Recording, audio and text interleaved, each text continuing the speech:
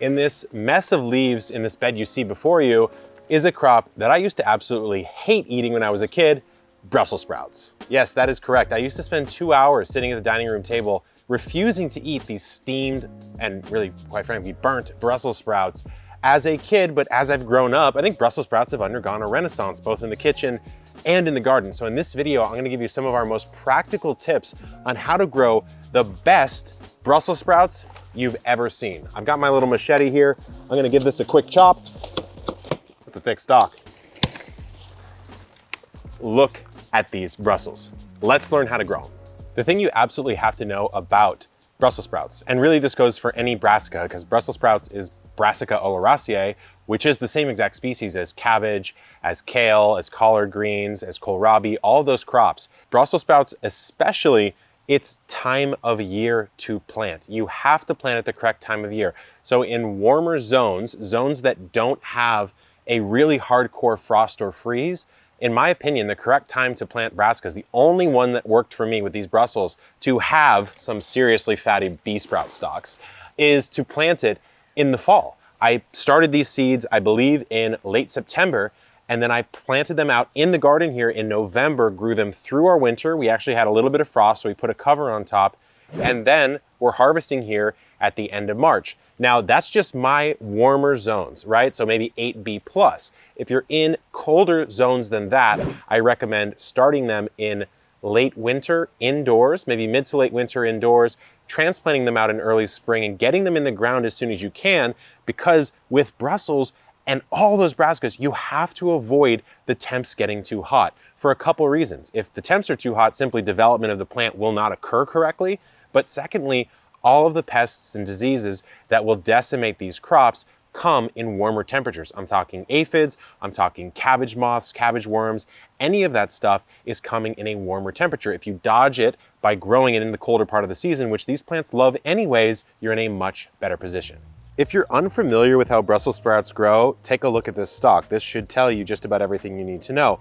So all of these stems that have been chopped are those leaves that you see on the mature plants.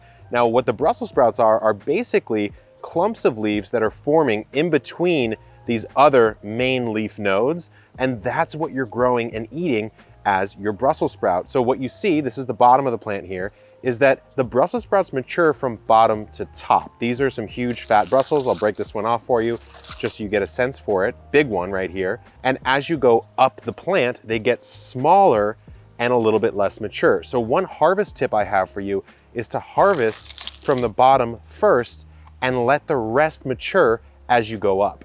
That is one way to get a little more bang for your Brussels dollar, harvesting from bottom to top. But another thing you can do as the plant gets to a more mature state, much like you see this one here, you can see how these fan leaves start to kind of clump in and cluster in a bit. It's a sign that it's reached about as tall as at least this one's going to get. It's not putting out a ton more leaves, and it's trying to focus that energy into those Brussels. So what you can do is come in and top the plant off. So I've now removed the growing tip, right? So it does not have the ability now to put out more vegetative growth up this way. So what's it going to do? It's going to size up those Brussels. There's still a lot of plant material on here, a lot of leaves to photosynthesize, but it's not putting any more energy into growing vertically anymore. So all these small Brussels at the top should start to size up a little bit more. Do this closer towards the end of the season. Another thing you can do if it comes to pruning is coming down and taking off some of these lower fan leaves at the bottom. They're covered by most of the ones in the middle anyways, so they're not getting access to that much light in the first place, and they open up the bottom to a little more light and a little more airflow. Let's talk a little bit now about the growing conditions to allow you to have some really healthy Brussels sprouts. Like any of these brassicas, you are growing it for its leaves. It might not look like it, it's that little Brussels sprout ball, but it just is a cluster of small leaves, almost like a miniature cabbage. And so what they need at the beginning of their life is a well-amended soil. You can see I'm growing these in in-ground beds. This is our native topsoil mixed in with a little bit of compost that was purchased in bulk. We don't have enough compost here on the property that we're generating to amend all of our beds ourselves, so we do purchase some in, and this is just basically a couple inches of compost mixed in. Now, we also did what's called a fertigation. You can do it a lot of different ways. You can sprinkle organic granular fertilizer or water it in with a watering can.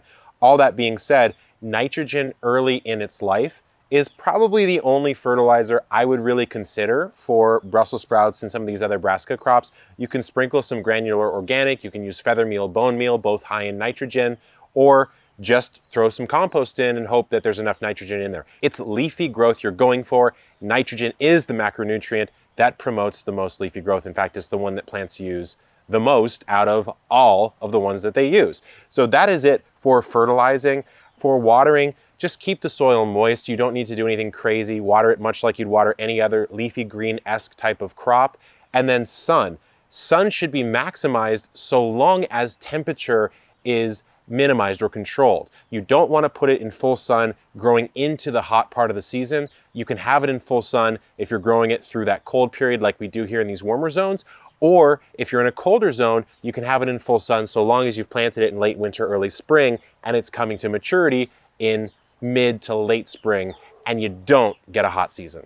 Let's talk now about some of the problems you might run into when you're growing these incredible plants. I won't lie, I've had just about every problem. Now, I won't belabor the point. We already talked about planting time. That will alleviate many of your problems, but the pests that are most likely to attack this plant is, of course, the aptly named cabbage moth or cabbage worm, which is a white moth or butterfly, I forgot which, but either way, it's got a white wing and then a black dot in the top right corner. If you see that, you know that on the underside of all these leaves, there's going to be a tiny yellow little egg that will hatch and turn into these tiny green larvae that will then get much larger, and they will eat a lot of your plant. In fact, you'll see on this leaf right here, there are tons of holes. And if I look at the bottom, in this case, it's aphids, which is the number 2 pest, but you usually will see a little green worm or a large green worm on that. Now, the only way that's absolutely foolproof to prevent them is to put some kind of physical barrier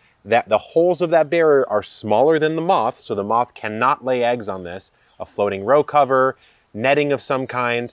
That's the only foolproof way. If you do see an early sign, you can do some hand picking. If you really feel like doing some sort of spray, you can use BT, which is an organic spray. It sort of tricks the caterpillars into thinking they're not hungry and they starve to death, but it does affect the larval forms of some beneficial insects, which is why I typically try to avoid it. Now, the second thing you're gonna run into are aphids, and that's the thing that's on all of these plants right here. So the way I deal with aphids almost always is grabbing the flat hose setting and just blasting them off. That's my foolproof way. If you do it often enough, they will be cut down in population. And then of course, we've talked recently about aphids here on the channel. Those are the 2 main problems you're going to run into. Pests much more so than diseases. When it comes time to harvest your Brussels and actually bring them into the kitchen, you can do it any way you want, really. I prefer this machete method, which I'm still working on, to be honest with you. There we go.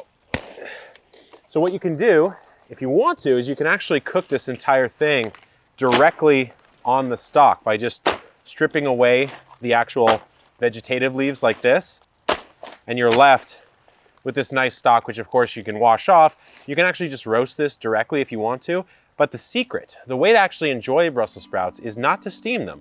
It is to cut them in half. So take a Brussels, cut it in half, olive oil, salt, pepper, whatever seasonings you want, whatever toppings you want, oven 450 degrees.